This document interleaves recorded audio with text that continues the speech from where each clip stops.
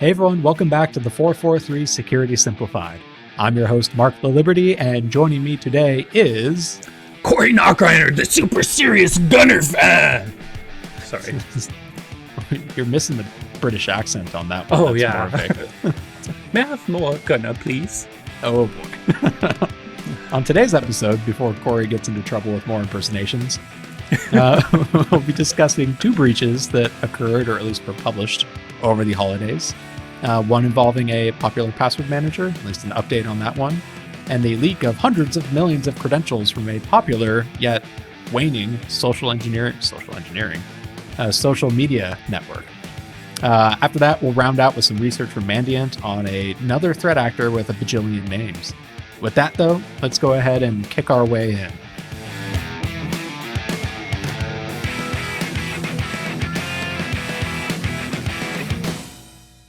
So we are back from the holidays. I guess technically we had an episode that aired last week right after the holidays, but this is our first recording after the holidays.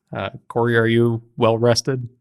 Oh yeah, I had a lot of time off, and luckily I guess there were a couple little incidents, but nothing that was really an incident. So how about you, Mr. World Traveler? Very well rested. I see that despite me being the one that actually went to London for the holidays, you're the one that doubled down on your Arsenal supporting. I like to see it. I figured I'd be a poser, even if to make you happy. We've got a few coworkers that'll like that, and a few that will very much not. So we'll see which of them listen to the podcast. Unfortunately, they weren't a big team in the World Cup, but still. Arsenal? Well, the World Cup was... It would be UK countries. How many were there any people from the team on the UK team? Yeah, the bulk of the UK team is made up of Premier League players, and they had Saka, they had Ben White, I think, was on it too, although he had to go home for a undisclosed emergency. Anyways, this is not a soccer podcast. Doesn't matter. Still interesting. A little Arsenal representation, a few Gunners on the World Cup team for UK. I like it. Anyways, though, before we signed off for the holidays, one of our last episodes before our predictions and then the security report, we discussed at the time what was a relatively recent notification from the password manager LastPass, where back in, I think it was the very end of November, they published a post saying that there was a security incident caused by an adversary that had used information stolen from a past security incident in August in order to access a cloud storage bucket. And on the podcast, we noted that their advisory was worded differently than previous ones they'd put out, where they didn't explicitly say that password vaults were not accessed. And instead they said, quote, "Our customers' passwords remain safely encrypted." So we had kind of put two and two together that this seemed to indicate that password vaults were accessed this time, because in previous reports, they would at least explicitly say they were not. Well, on December 22nd, they released an update 3 days before Christmas to their blog post saying, basically confirming that adversaries were able to steal a undisclosed number of password vault backups from that cloud storage bucket, as well as some other customer account information like names, email addresses, billing addresses, telephone numbers, and access IP addresses. In their update, they said that their vaults are stored in a, quote, "proprietary binary format that contains both unencrypted and encrypted fields," which, when you boil it down, basically means the URLs for your passwords are not encrypted, but the usernames, passwords, and notes and any form-filled data is encrypted. So let's stop that. I mean, the URLs essentially mean if you have a password at Facebook, people are going to know you have a password in the vault at Facebook, or pick any other domain that might have a password associated with it. So I'm not sure. I certainly would love to encrypt the URLs too, which I think was an update they said they did. But it's basically just giving a little information where you might have a password in the vault, not necessarily losing that password, which is a little step. But frankly, I bet you could guess almost every human has a Gmail, Facebook, Instagram, whatever password. So I'm not sure how big a deal the unencrypted URLs are. I I know think the we're going main to have issue talking from it, points later, but what are your thoughts? I mean, my main issue with it is I mean, as with many of these breaches, it enables more phishing against individuals. So Yeah, they know you have an account there, so they can certainly, they might even say, hey, due to the last pass breach, Facebook is forcing users to change passwords. Click on this link here. So, yes, I'm sure we'll talk exactly, about phishing after this. like the URL unencrypted on its own isn't going to mean your account is compromised, but it gives a little bit more ammo for whoever has these password vaults now to go after your accounts.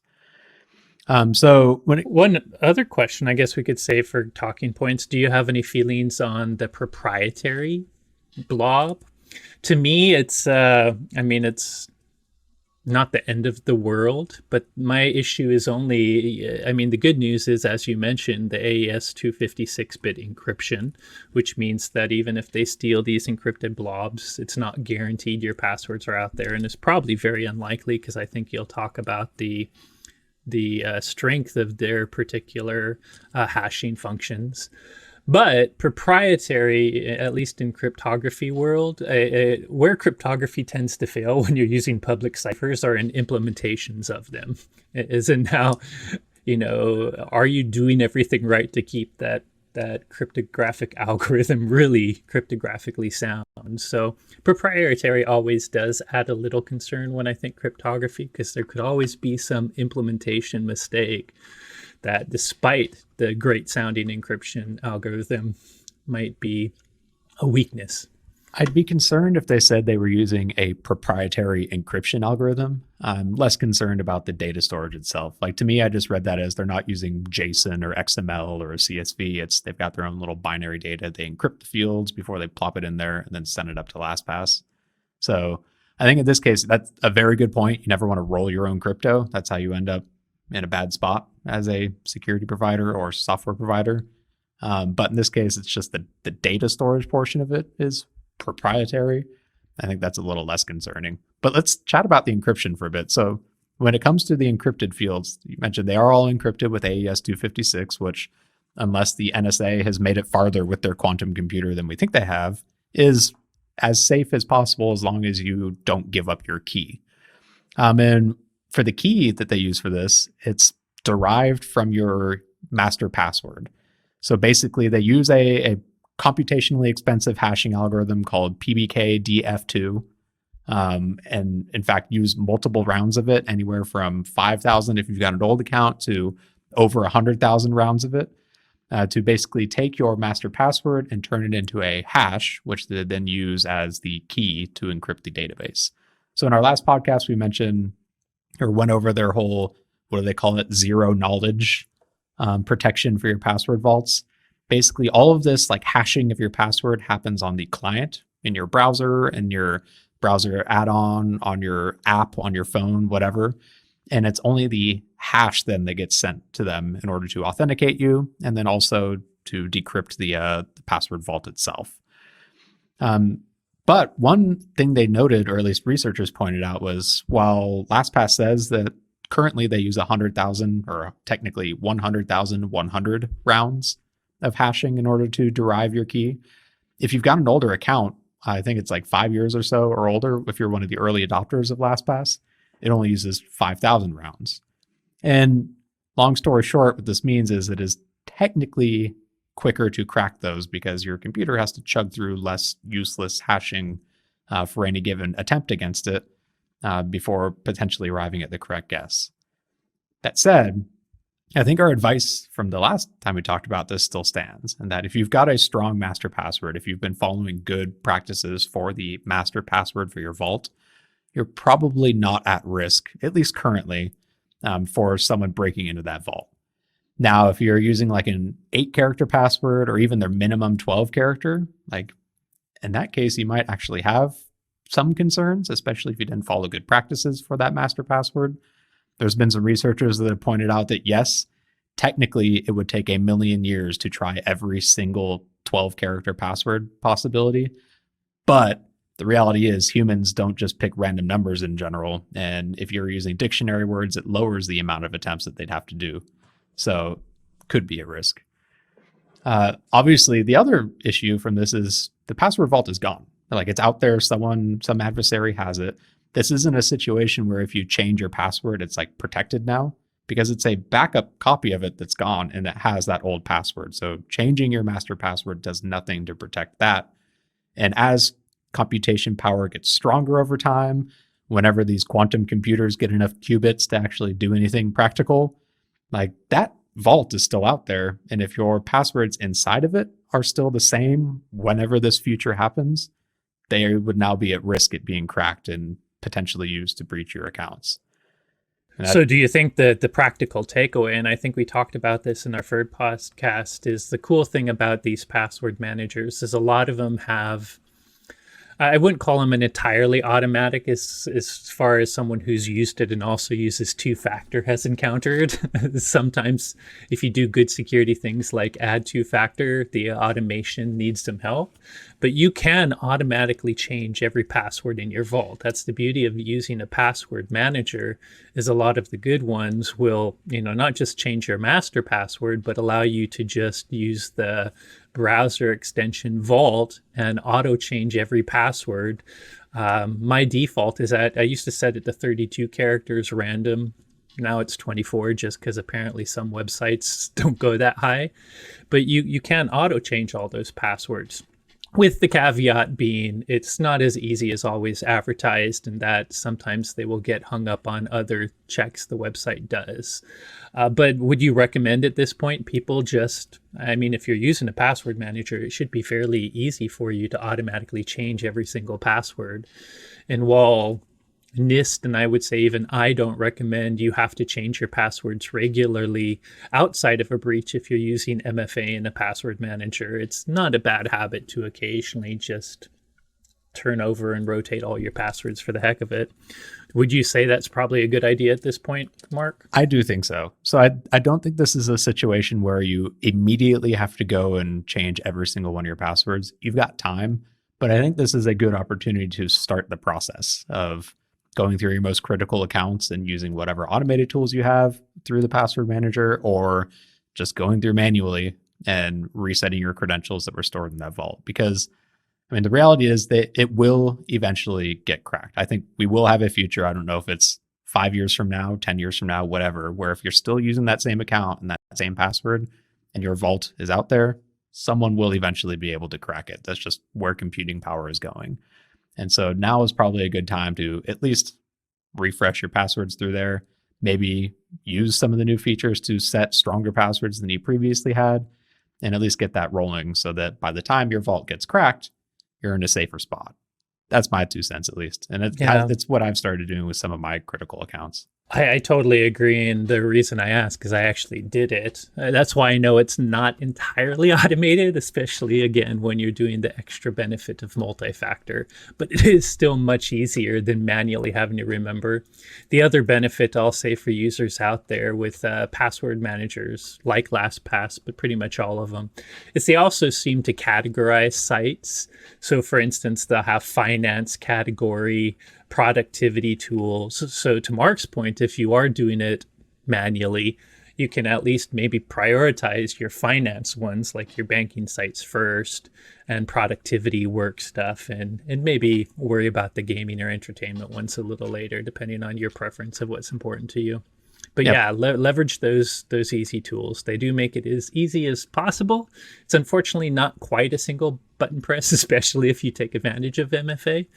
But it's not that hard. So now one other thing I wanted to bring up though is when I've talked about password managers, I try to give everyone the benefit of the doubt, and that, the bulk of the main big ones, LastPass, 1Password, Bitwarden, they all do a decent job of protecting your vault. They all work relatively the same in that the password manager provider never gets your unencrypted information. It's only ever stored encrypted in the cloud. It downloads it locally and decrypts it there. But it turns out they're not all created equally in that regard. And over the past couple of weeks, a lot of researchers have pointed out some of the key differences between some of the password managers.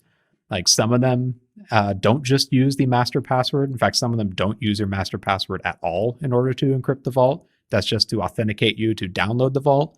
And instead, they use a client secret stored on your machine so that If someone steals the vault, getting your master password isn't enough to break in. Some other ones use a combination where you need both the master password and a client secret on your machine so that, again, even if they get the vault and they fish you out of your master password, By the they'd way, still need malware on your machine. right away, I like the use them both. Like, there's an issue with just using the master password, but there's also an issue with just using the client key, which is you can get malware too, but using them both kind of, or more, just like MFA, the more salts and things you add that are unique to you. So, I mean, either way, like it feels like I try not to throw stones in glass houses when it comes to a breach. But as this is kind of unraveling, it does feel like LastPass's architecture does leave a little bit to be desired compared to some of the alternatives too. And so, I don't know, maybe they use this as an opportunity to refresh how they handle password vaults, to regain some of the trust. I'm with you that it's a lost. Great opportunity to start using two things and not just the master password, adding the client key. But to be honest, I also feel like the security, the likelihood of people, really, it falls down to the user. If your master password is password 1234 and you haven't set LastPass to use 24-character random passwords, then you might be in trouble and you really should worry about this. But if you actually purchased a password manager, I'm guessing you're using a pass sentence or a pass phrase, at least, that's long for your master password. Mine is 29 characters. It's an easy to type sentence.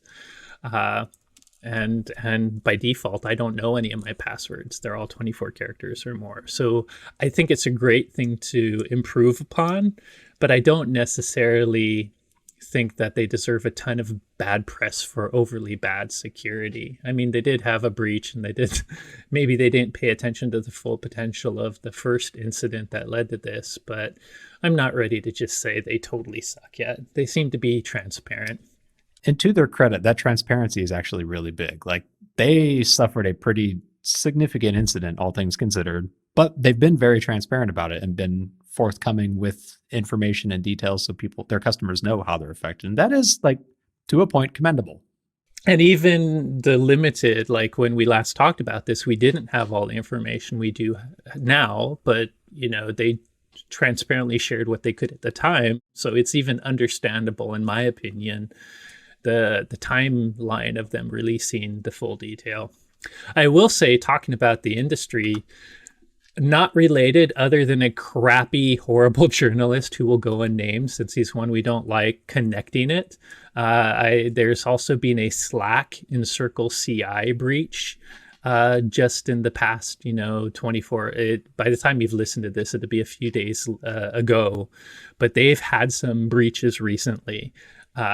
And they're just starting their transparent disclosure. But this unnamed crappy Ars Technica reporter who tends to kind of overblow everything and not use actual facts had the gall of adding LastPass to this article and even citing, oh, and by the way, LastPass was just hacked. It's not at all clear if these are related, but it's certainly a possibility.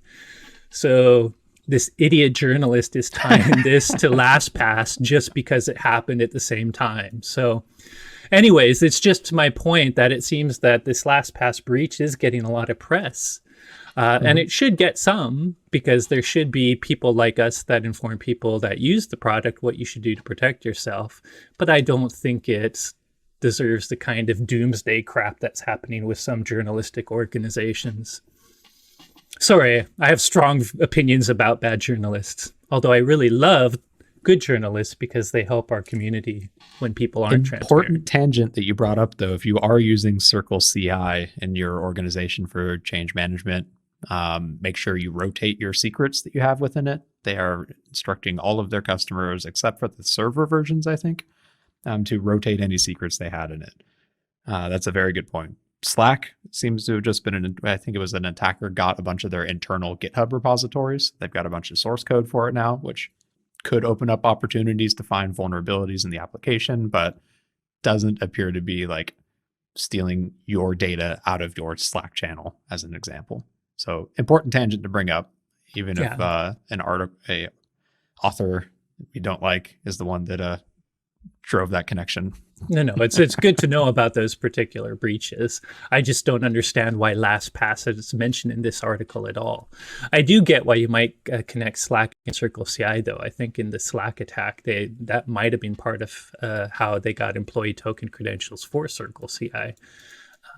So those two may be inadvertently connected. I just don't know where LastPass comes in. Anyways, so if you are using LastPass, probably time to start rotating some of your passwords you have in it. And I don't know, hope that quantum computers don't become a thing before you complete all of that. Moving on, though, that's not the only breach that we're going to be discussing on this episode today. So last week, a collection of around 200 million records that were allegedly stolen from Twitter appeared on a pretty popular underground forum, breached.vc. And it looks like these are a subset. Let's just call it Raid. Raid Forum 2.0. Yes. Yeah, I mean, but yeah, breached at whatever freaking top level they use now. TOE, VC, whichever one that gets past the FBI. Unless the FBI is actually owns it. I'm not sure. Anyways, so this looks to be either a subset or a duplicated copy of that 400 million record breach that was first posted for sale in December for $200,000. This new pared down or deduplicated copy can be yours for 8 whole tokens on the underground forum, which is a few minutes of effort, or I think $2. So quite a bit of a discount on this one.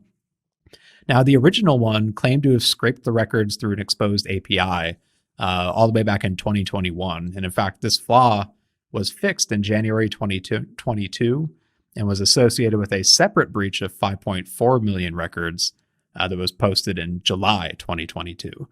One quick, actually, before we jump into this, Corey, did you find out what VC is for a TLD? I sure did. It's St. Vincent and the Grenadines, a tiny Caribbean island. Yeah, I was surprised it was actually a country domain and not one of the new ones, but it is a tiny little country in the Caribbean. I could see it being a vanity TLD for venture capitalists, but I guess St. Vincent and the Grenadines is fair. Anyways, so one important thing to note about these 200 million records that are now freely available and widely circulated, there are no passwords in it. So basically, the vulnerability they were exploiting allowed them to scrape information about the account and some metadata, but not the actual credentials. So it does contain things like account names, obviously, the email addresses associated with it. By the way, the account name, aren't you tweeting by that? So really, correct, yes. I mean, that should not be secret. The rest, it's the important association of the account name to the email address. Usernames too for authentication, bios, metadata, stuff like that. So the big thing from this, though, is the pairing of account names with emails, which means that for a lot of like high profile celebrity accounts now, you know one of their email addresses they potentially use. So while you can't take over their Twitter account just with this information, this is another one where practical impact for it is it does potentially enable more phishing against some potentially high profile individuals out there. Like you could imagine having Elon Musk's email that he used for this might open up some spear phishing opportunities. In the post itself, the post says there are no phones or physical addresses. Okay. So the billing addresses and emails, no phones either. So emails, yes, but telephone number, no. So to me that, well, I actually personally think physical addresses and phone numbers are pretty much public domain in this day and age anyways, regardless of us trying to keep them private. The post on breach.do said there were none. Fair. Okay. Either way though, so you're not at risk of your account being compromised, but this does at least enable potential phishing against it. You could imagine as an adversary now, maybe you want to go after one of those vanity, what are they called? OG Twitter handles, like the 2 or 3 character ones. Now you know the email address that's backing it up, and you can start phishing away at that individual to try and get them to give up their credentials to you.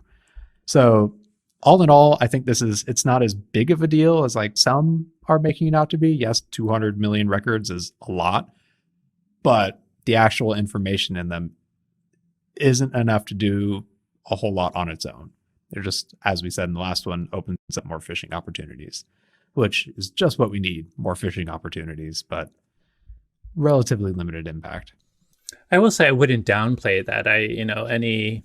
Especially if they use like with any breach, they can actually even use the Twitter breach as part of the lure, and they know a little bit about you, just like we said with the LastPass breach. So I 100% agree with you. It's actually not that big a deal in the scope of breaches.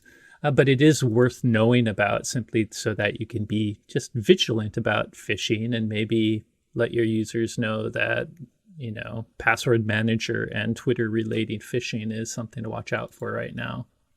Yep. And if you're curious if you were affected by this, yes, you were if you use Twitter. I think the 200 million records is basically every single Twitter user out there. After Elon Musk removed all the bots. I guess this is a good opportunity to see how removed some of this account deleting and banning actually was, and if it was just turning it from enabled to disabled or actually deleting some of the data behind it. That'll be interesting. I'm sure the folks, our friendly folks in the GDPR office over in the EU will have a field day with this one. In fact, that was actually part of the original extortion against Twitter when they first posted the 400 million records. The individual that posted them with the $200,000 price tag was basically saying, Elon, it's cheaper for you to buy this data from me than for me to leak it out and get you a GDPR fine, which is one way to attempt to sell your stolen data back to the company. Good news is the API was patched, and so the vulnerability is no longer exploitable. Bad news is Elon seems to be turning stuff off and on every single day and just throwing wrenches into everything. So who knows what'll pop up next at Twitter. Everyone's deleting it anyway, so who cares? Exactly. I haven't yet, just because I think we're required to for work right now. But I'm trying to. We'll see. The day I can, I think I will. Moving on, though, last thing I wanted to cover was actually a bit of research from Mandiant that they just published, I think today as we are recording this. So by the time you're listening to this, it will have been last week, where they published a blog post with research on recent activity from a hacking group known as Turla Team, which is a Russian-based threat actor that focuses on attacks against government entities. As with most of these nation-state-backed, or I guess APT groups, Turla Team is not their only name. You may also know them as Ouroboros. Probably isn't their name at all. These are all vendor-assigned names, so who knows what their only and real name might be. Let's go through the list, though, because it's amazing. That's crazy. So Ouroboros, Venomous Bear, Group 88, Waterbug, Wraith, Tag 0530, Krypton, Hippo Team, Pacifier APT, Popeye, SIG-23, and Iron Hunter. And that's why the security industry is so good at attributing stuff, because they have all this standardized. Sarcasm. I remember Ouroboros the most because I still remember the snake eating itself emblem of the first Turla report I read. God, long time ago. This is let's go down that tangent. This is one where it's getting a little ridiculous. And I don't know who is the one that needs to come up, who is the one that we need to follow when it comes to a standard, but it's having 20 names for one group just confuses everyone. The cynic in me says it won't change. Like we've talked a little bit about it before. The reason companies, I guarantee you the third company to find this knew the other two names that were already assigned. They're doing this for competitive threat intelligence bullcrap. We all see threats. We're all security companies. We're all doing good work. And you're just making up a new name to make something look new. To me, it's sad. The ones I pick, there tends to be one name that sticks the most. And I feel like Turla is the one. And besides that, the only other one I use is the APT number if it has one, like APT 58, 59, because I think the government and that feels a more standardized thing. I hate it as far as description, because who can remember that APT 58 is China or Russia or North Korea or whoever. But at least it feels with that number is something everyone can kind of agree on, and then just pick one name. Anyways, Turla is what I hear the most, so it's the one I use for this, but I agree. It's just silly. But unfortunately, it's profit and greed that's going to continue. People are marketing. It's just marketing. Wow, we do it too. I don't want to. Corey says on we the love our marketing podcast. Organization, but it's when it starts to confuse the practicality of figuring out the data you need for the defense, it does get a little irritating. So, like my proposal, we've already got a numbering system for stuff in the security space, and that's CVE numbers. Originally developed by MITRE, now used around the world. Like, I like your point of APT, whatever. I think, isn't it like FireEye, which is technically a part of Mandiant that uses Yeah. APT numbers? I But think they started it. Yeah. yeah. And so CVEs don't stop people from having fancy marketing names for stuff too, but it Truth. still gives us a standard to follow. So Exactly. maybe there is a middle ground where we've got a agreed upon APT numbering system that we all use so we can track them reliably, and then let our friends in marketing use their fancy Heartbleed whatever names they want for the actual organizations. I think that's what we need to move towards, and I wish other people pushed hard for that too so that we could get there. But until then, we're going to discuss this group that has 20 names, one of them being Turla, and some of their recent activity. So, starting in September 2022, Mandiant discovered a suspected Turla team operation delivering a reconnaissance utility called, oh boy, Kopiluwak, Kopiluwak. This one does not appear to be named after anything other than a bunch of random characters. They also found them using a backdoor called Quiet Canary, and they were targeting previously infected systems that were impacted by the Andromeda malware. So Andromeda was a commonly used malware back in the early 2010s that originally spread using compromised USB devices. It's got a few hard-coded command and control domains in each variant, and the variant that Turla targeted actually was first uploaded to VirusTotal in March of 2013. So 9 years ago is when this original malware infection impacted these hosts. So some of the command and control domains in that variant from 2013 had expired. So the DNS records for them were no longer claimed. And so what Turla did is they went and re-registered those domains, spun up new command and control infrastructure for this old Andromeda malware, which then started beginning back into it and allowed them to access these machines that had been infected 9 years ago and remain infected to this day. So they re-registered the C2s in early 2022, I think it was January, and effectively re-enabled By that the way, botnet for those I hosts. found that part kind of interesting, though. Like, we always have these domains or IPs that are in bad lists and eventually get deregistered if they're domains. But the fact that there's nothing holding back, I like, you think people that manage assigning domains would remember the history of bad domains, and if suddenly they get re-registered, have some sort of flag set. It's interesting, like, because oftentimes you'll see researchers or like security vendors will go and register some of these domains. Maybe they figure out the domain name generation algorithm, or if the attacker has let it lapse, they can register it and then sinkhole connections and effectively neuter the botnet. With WannaCry, there was that hard-coded domain in there that was effectively a kill switch that Marcus Hutchins found, went and registered, and that's what stopped WannaCry from propagating that day. I know in our data, we see, talknowall.com show up almost every single quarter as one of the top malware domains in our DNS firewalling service. And that's from the old VPN filter malware. I think it was the first stage beaconing back to try and grab the second stage. And so you make a good point that, like, if you as the FBI or Microsoft or whoever goes and takes over one of these domains to sinkhole it, you got to hold on to that until You the end should of keep time. it, yeah.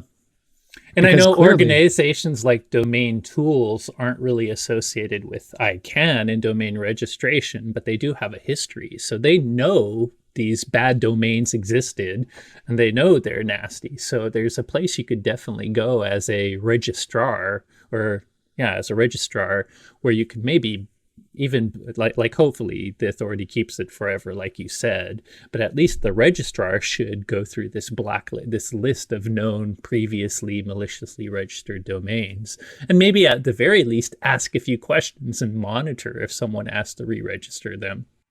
yeah, you would think. So anyways, they used a privacy protection-based DNS registrar in order to grab these domains, spun up the botnet, and then let it sit there and beacon home all the way until September of 2022, where they then went in and accessed at least one victim located in Ukraine and used that Andromeda infection to download and execute that Kopiluwak reconnaissance tool. By the way, So this our producer mentions that that sounds like some sort of fancy name for civet coffee. I'll let him know that he can go ahead and drink coffee out of a little lemming-like creatures, but all he wants. But I'll stick with Norm. I'm lying, by the way. I've actually had it in Indonesia, so I have drank coffee out of a civet's butt. It's okay. Well, in this case, it's not coffee. It is a JavaScript-based reconnaissance utility. It Same, basically same. spins up. Yeah, same. Spins Threat spins actors. up another. It came out of someone's butt. Oh my god. Spins up another C2 channel, and it enables victim profiling. So many had actually pointed out like this seemed a little superfluous. Like they didn't need this tool. Andromeda enabled all of the same activity that they used this tool for, but they did it anyway. So 2 days after loading up that reconnaissance utility, they went and downloaded the Quiet Canary backdoor to the hosts. Funny enough, they downloaded it twice, but only executed it on the second time. So Quiet Canary is a .NET based backdoor. It's also known as Tunnus, which I have heard that name before in a different report. I think it was last year, probably from the same group. This one is used specifically to gather and exfiltrate data from a victim.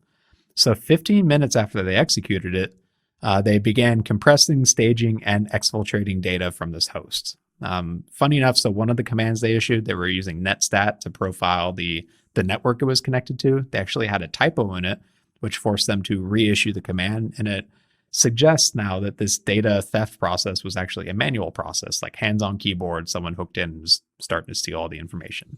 By the way, I just in case I missed it, because this made me think about state-sponsored threat actors strangely using public or even criminal tools, and then add to that old. But this is a Russian-based threat actor. That does not necessarily mean state-sponsored. Is this considered Correct. more a criminal group? I don't. So when I was doing my cursory research on it, I didn't see anyone like point it to, you know, the Russian GRU or their military hacking operation. It does seem more like a Russian-based actor versus a Russian state-sponsored. Yeah, the Correct. difference in based versus backed. Cool. Yep. I thought so, because while it's not unusual for even state-sponsored actors to actually use some pretty normal off-the-shelf tools, I don't understand why they would go back 9 years for a botnet. Yep. Either way, so some of the data collection they did, they went and grabbed the contents of the Windows app data directory, contents of the C/users directory, and then all documents. By the way, that app data directory, that's obviously it will give you an idea of the programs on a computer, but there is some, like Office puts a lot of stuff in there. Not just Office. So when you install a program on Windows, that is the default location for any application data storage. Keys too, I think. So like anything, like as an example, let's say you installed like I don't have a good example off the top of my head, like a video game. Your save data might go in the app data directory. It's one of those where the user has write permissions. It's easy for an application to spin their own directory up in there. And so data I'm within more thinking about, what won't go there is like your Word docs. Those tend to go to your user documents directory, and that would be intellectual property. But I think there's a lot of keying and other important registration. Keys are one of the things malware tries to steal often. But yeah, I just wanted folks to know. I'm sure most of our listeners know what app data was, but cool. Thanks. They did also try and steal all Word docs, text files, PDFs, and Excel spreadsheets from the C/users directory and D directory drive locations as well too. And again, compress them all onto RAR archives, not rare. That's how I say it. That's how I say. Good job. Good job for conforming to me. No, my dad gave me crap for that one. I think it's fun to hear someone call it rare. So okay, forget me and your dad. Be a snowflake, a unique snowflake. Pass. Anyways, I've gotten enough crap already. RAR archives and shipped them off to the unknown adversary, or I guess the known adversary. So the last little bit from here, they only looked for files created after January 1st, 2021, which is an interesting filter on it. So a couple takeaways from this. First off, this was a 9-year-old malware infection that was still running on these machines undetected. And yes, it had been effectively neutered by the domains being offline, but clearly all it took was re-registering domains and setting up new infrastructure to bring it back online. That's, first off, my first hot take is, wow, there is a Windows machine that has been up for 9 years and has not completely broken or been replaced. So kudos. But second one, like, Kudos, no kudos. Why aren't you updating your software? How the heck do you not find a malware infection of a very popular and widely discovered malware like Andromeda over the course of 9 years? Well, let's talk about that. We crap on signature-based protection all the time, but even when signature-based protection was the most popular, we were up to millions of malware signatures decades ago. And the truth, you know this with IPS too.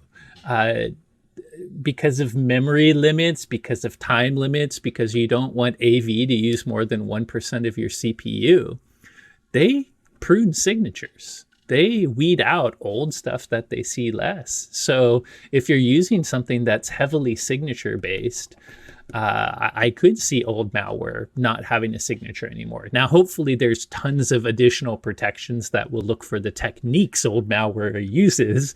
So I still agree with the premise that you shouldn't be missing this old malware. But I'm not surprised that signatures disappear, known signatures disappear over time, because I've known that's part of the industry, I guess, just learning over time. I guess in my kind of days when I was young and didn't think about it, I just assumed we'd have protection forever. But they've, malware, as you know, me and Mark talk about polymorphic, the same actual threat, having hundreds and thousands of different hashes just because it can be repacked. You can't keep signatures forever. You know, the database would probably literally be billions at this point if you had every single variant for a hash of every possible malware out there. So I guess that is, I mean, it's horrible that there's no other technique. If there was I don't know if there's any specific AV that is missing this, but it is horrible that you miss old threats, but I could see one reason for it is you're heavily signature based and you're not using the more proactive techniques to catch these threats. So what's the moral of that story? Don't rely just on signature-based anti-malware. Like, for sure, it feels, it's hard to, which we've been saying forever. And by the way, at this point, if even a normal antivirus company doesn't have some of these proactive techniques, I'd be very surprised. But yeah, I guess so.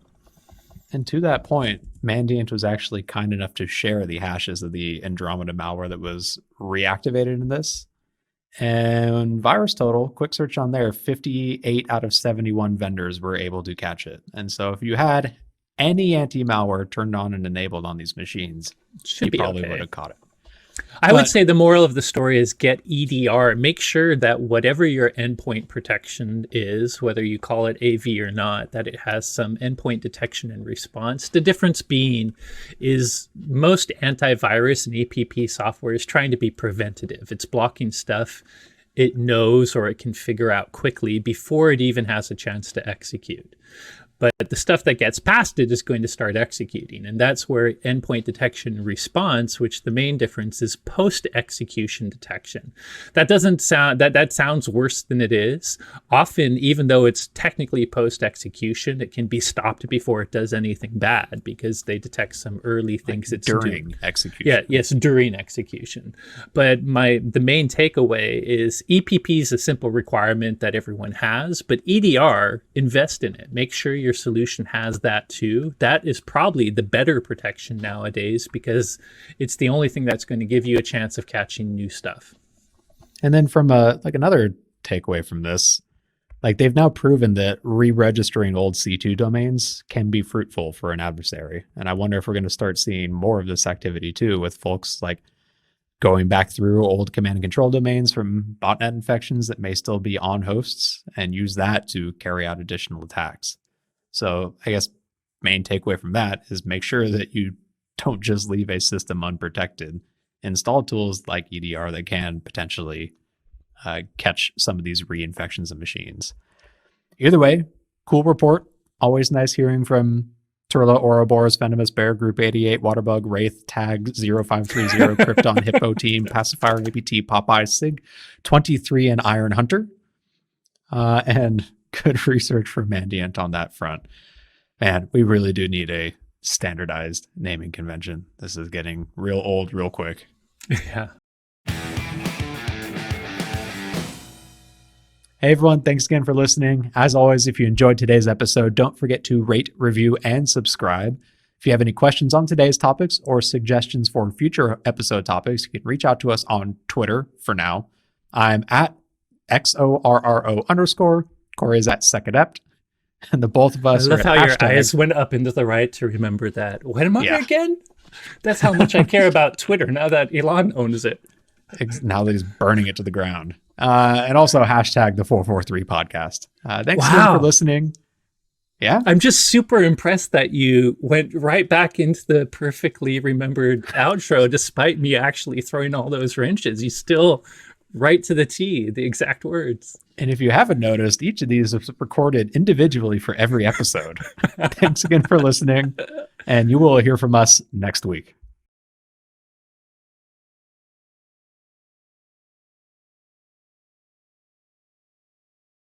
Hey, cute little dog in the background, stop disrupting our podcast. What are you? I'm being video bombed. Go away, threat actor.